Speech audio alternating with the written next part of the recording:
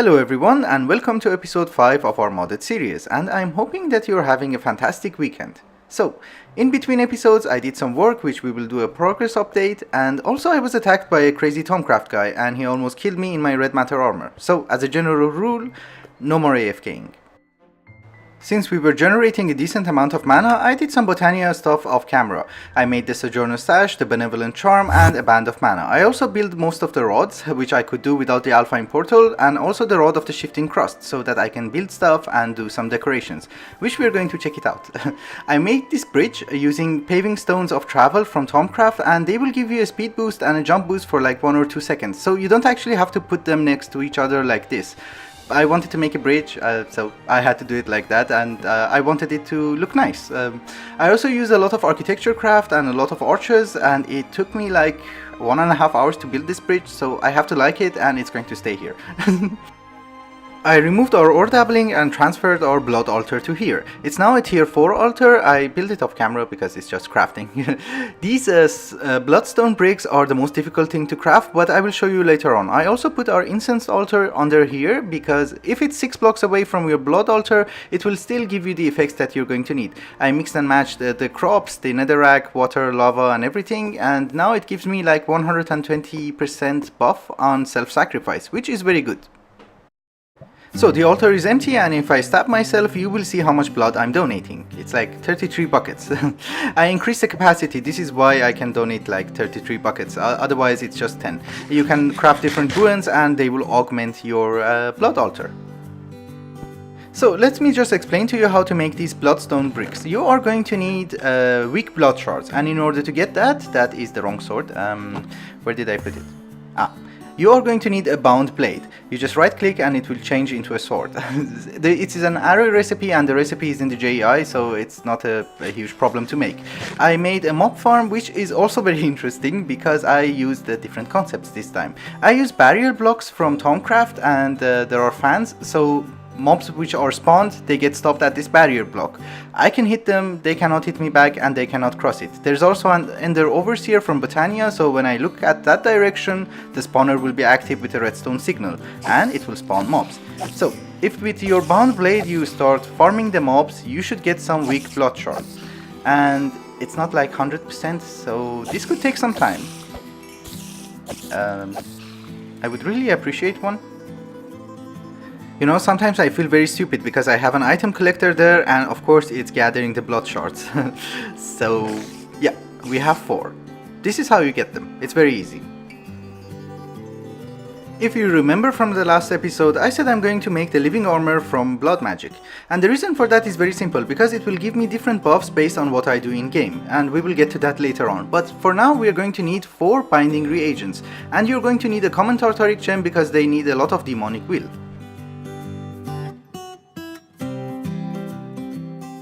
As usual, we are going to need our arcane ashes, binding reagent, and 1 piece of iron armor. And there will be a cool animation and lightning. Does it hit me? No. Okay, I'm a superconductor. So after the cool animation, you should get 1 piece of living armor. Cool. Let's make the rest.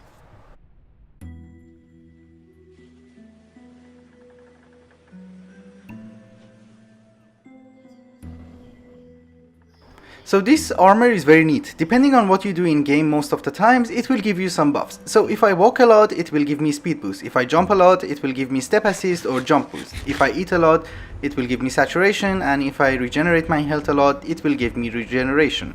You can also remove those buffs and add more. I don't know, you can play with them a little bit, but you have to do stuff before it gives you the upgrade. So I will try and walk. Okay, nothing yet.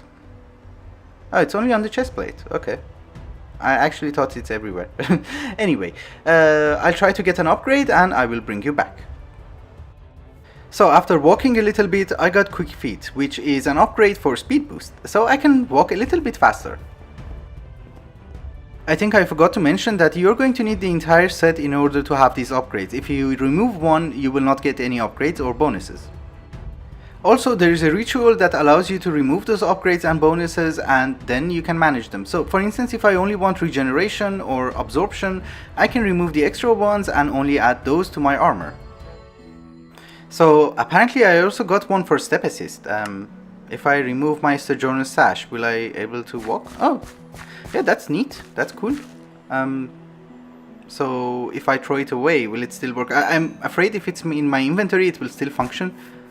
Oh yeah, I do have step assist, so I don't need my Sojourner Sash anymore, and I can put my focus pouch instead, because I don't have enough space in my bubbles. It's a problem.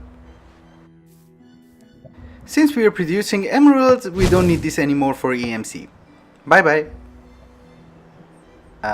This is taking some time. Oh, okay, it ignited. Farewell. I hope I did not damage that many stuff. No, okay, that was good. Fine. The Quantum Entangler Porter is left, which is nice because that's actually the most expensive thing. I'll take it. Our next order of business is to automate the production of Grains of Infinity, and in order to do that I'm going to use Applied Energistics and Cyclic. So this cable is actually literally 60 blocks long. It was expensive. Anyway, we are going to have some export buses and some fire starters from Cyclic. I don't know how efficient they are, but I think 3 will do. So we're going to export flint into them because they will consume flint and RF in order to start a fire. And some power conduits. And if we turn them on, we should get at least 1 Grains of Infinity. Yes, that is cool. I don't want millions of Grains of Infinity in our system, I just need 1000 to be available. So we're going to use an ME level emitter, we're going to set the filter for Grains of Infinity, and we're going to set it to 1000, and the redstone mode will be emit when levels are below limit. So this level emitter will send a redstone signal when we don't have 1000 Grains of Infinity in our system. When it reaches 1000, it will stop emitting redstone signal. And if we hook it up to redstone conduits, it will activate the fire starters, and when we have 1000 Grains of Infinity, and this is going to bug me, it will stop them, which is good, and we will not cause additional lag. And if I put an item collector from Cyclic, it will gather those Grains of Infinity and send it to our ME system, which is lovely. Now we can go and proceed with our next project. Okay, so in between cutscenes I was very busy and it's actually the next day. But I managed to finish our applied energistics systems and I almost finished our base. We have an energy condenser Mark II which is filled with emeralds, since we're getting emeralds from our mob farm. It is very good. We have disk drives, we have the storage monitors, our controller is almost ready. I'm already using one side for the entire base, so you didn't actually need a bigger ME controller. Anyway, the devices are also here, everything is hooked up, everything has import buses, export buses, and also the recipes. The Enderio devices are here, and I also added much more molecular assemblers. So we are good to go, and I don't think we need more expansion for applied energistics. We have already everything. I also did most of the recipes that I could. Some of them are still remaining, but we will do that on the go. Now that everything is ready, I want to go and fight the Ender Dragon. So I will go and find the stronghold and I will bring you back. So the stronghold wasn't that far. It's actually very close to our base. I didn't have to fly that much. I also found a tree which was interesting, so this is why I had to fly a little bit further. But I'm guessing if we dig down, we should be on top of the stronghold. Oop. Oh yeah. Oh, books. I like books. Well, I just have to find the portal then.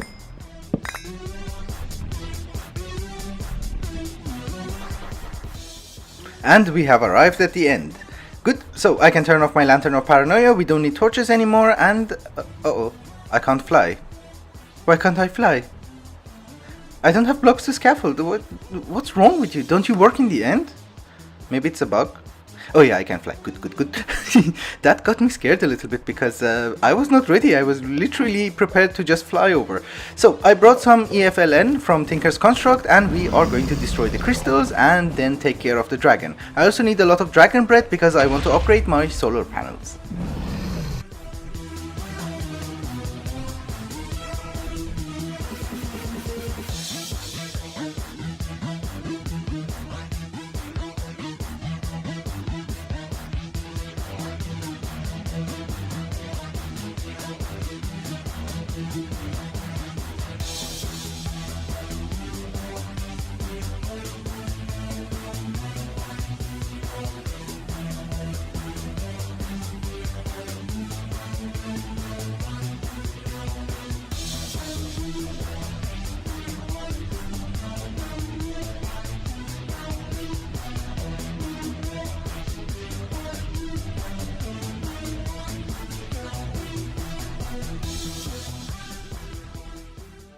Now that the Ender Dragon has been dealt with, it's now time to deal with the Wither. So I'm going to need some Wither skeleton skulls, and we are going to use our mob spawner in order to get the skulls. And what am I doing? This is not the spawner, this is the spawner.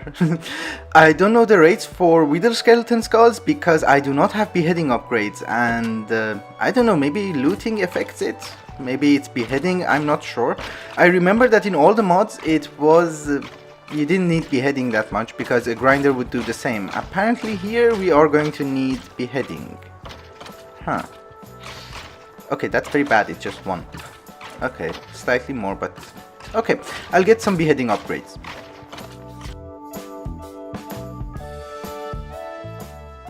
Okay, the beheading upgrades are installed and we can test this thing again and see how much skulls are we getting. Okay, that's actually not that bad. I think with grinders, they automatically apply the beheading upgrade and the looting upgrade, so this is why in all the mods tree we didn't need to do anything special. Anyway, we can also void the swords. Also, I'm using a fuzzy card to void the damaged swords because it will, you know, it will ignore the damage and it will just void everything that I want. So if you want to void these kind of stuff from your ME system, you should use a fuzzy card. Good. So we can also fight the Wither. Well, I made some draconium infused obsidian and we are going to encase the Wither inside and use a grinder to finish him because I'm still a chicken and I don't want to fight the Wither myself. So I just have to make a frame and then I will bring you back. The frame is complete and all I have to do is to make one Wither. I have to do this manually though because the Wither builder from Industrial Foregoing requires a Nether star, and until I get one Nether star I cannot make that anyway. But this should be fine, how much Nether stars I'm going to need right now. And I also brought a capacitor bank from Enderio, it's a vibrant one and I really miss these. I don't know how we lived without them for such a long time. That was very efficient, I'm very happy. So what do we get? We get the wireless thingy and... oh, Suprenium Essence. Ah, that is good. So if I farm Withers, I don't have to farm Inferium Essence. That is actually quite nice. So let's make another one, because I might need a few more Nether stars. And... oh god, I fell down. Oh, I'm stuck! No! Okay, that was a manly scream. Very manly. And I have to foolproof this because apparently I can kill myself every time, so that's not good. Let's automate this. We have one Wither builder from Industrial Foregoing, and I just remembered that it places the Wither one block above, so I brought a block protector from Rftools, but I don't think we're going to need that because I don't think the explosion will actually get through the obsidian infused, draconium infused obsidian. It's a very hard thing to say. So it has power, and if we provide it with ingredients... what? Why you no work? Oh. What's wrong with you? Why are you doing this to me? Show me your range? Ah, that's the problem. So we just have to flip it. That would be easy. Where is my wrench? Will you work? No, it doesn't work on that. Okay, that doesn't work. Okay, I think I just changed the angle and it should be fine. We put it this way. Will you work? Oh, you stupid thing, why don't you just rotate once? So after 10 tries, that thing didn't rotate, so I had to rotate the frame. We are humans, we are great in adaptation, and we are the miracles of evolution, so we can adapt to anything. Like this one. So, if I go down there and I can't get through. Okay, so let's try to make one Wither and see if this thing works. That takes a long time. Does it normally take that much time? Okay. Very good, and I got the stuff. That is very nice. So can I also spam this? Because if that is the case, oh god. This armor from blood magic is amazing, but this is the most annoying part of it. Let's spam the ingredients and see if we can just kill a lot of withers at the same time. That would be lovely, and it will consume less time. Ui. Okay, so it started. Okay, that's actually very fast, and it gave me a very stupid idea. I'm not sure if I want to do that, but maybe I should. Give me a minute and I will gather some resources.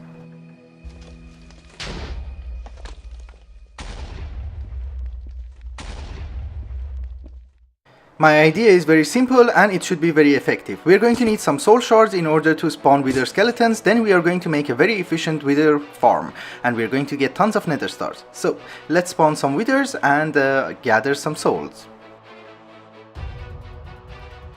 Cool, we have our soul shards, so now I should just prepare an area and we can make the farm.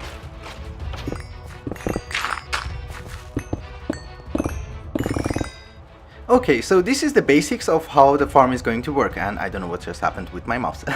Anyway, we will have 2 soul cages for the wither skeletons. There's a grinder there from Industrial Foregoing which will destroy the withers. We will get the drops of evil and the skulls. The skulls will be extracted and goes into those wither builders. There's a collector and an energy condenser in order to make soul sands. I do not have immersive engineering in the pack, so I cannot use garden cloches in order to make soul sand, so this is why I'm actually using PeojectE. I think it's actually very good. Everything is hooked up to power using Draconic Evolution wireless energy crystals, and I just have to make the frames. Everything else should be fine. Oh, and also before I forget, I'm literally voiding everything else, including the mob essence and any other drops that wither skeletons drop. The farm is complete and I just have to do some decorations. These mufflers are actually also very neat, and if you right click on them it will hide the wither bar and we have a little bit of lag, but it's fine. So I just covered this hole and we can then put the soul shards inside and give this thing a test. 1 soul shard, 2 soul shards, and we run away. Cool, we're getting wither skeletons. That is awesome. So how many skulls are we getting? Are they being extracted right now? They did not have power though, I forgot. So, are we getting any withers? No. The bar is on? No? Why no? You should have everything. Are you collecting stuff without me knowing? No. So what's wrong? Ah, soul sand! I forgot soul sand. So let's duplicate some soul sands, and I think each nether star will give me like 2800 soul sands. So it should be nice and it should be working, and we have a little bit of lag. And I just have to hook this up and see the rates. I will bring you back. Alright guys, we have a problem. I can barely get a wither skeleton skull. It's so rare that I think I have to change the system and use mob grinding utilities, because this is not worth it. I invested so much in resources and everything, and it's like giving me a wither skeleton skull every 5 minutes. So this is not worth it. I don't want to change the system that much because it's so painful. Okay, I'll get to crafting. I will bring you back again.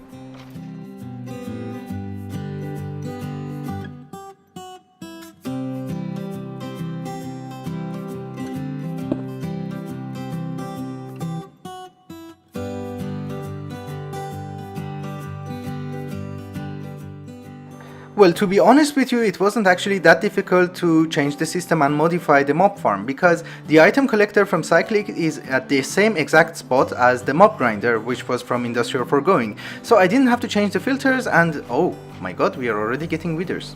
Okay, that was a very effective modification. Am I happy? I have to wait for some stars to see if I'm happy. Yes, I am very happy. I'm happier. Oh god, this is fast and this is very good. Good. So we just have to hook it up to our applied energistics system, I mean to an ender chest, and then import it to our applied energistics system, and then we are good to go. Well, I'm looking at this monitor and I'm thinking that I'm a genius. That's an insane rate using just a mob farm. I mean, I know that in Project Ozone you can use imaginary time blocks and grow nether stars, but this is an insane rate. I'm so happy. That's good.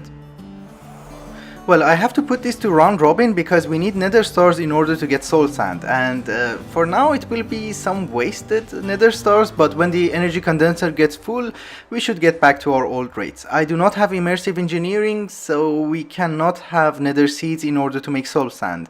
That's the only way and the least laggy one, so for now that will work.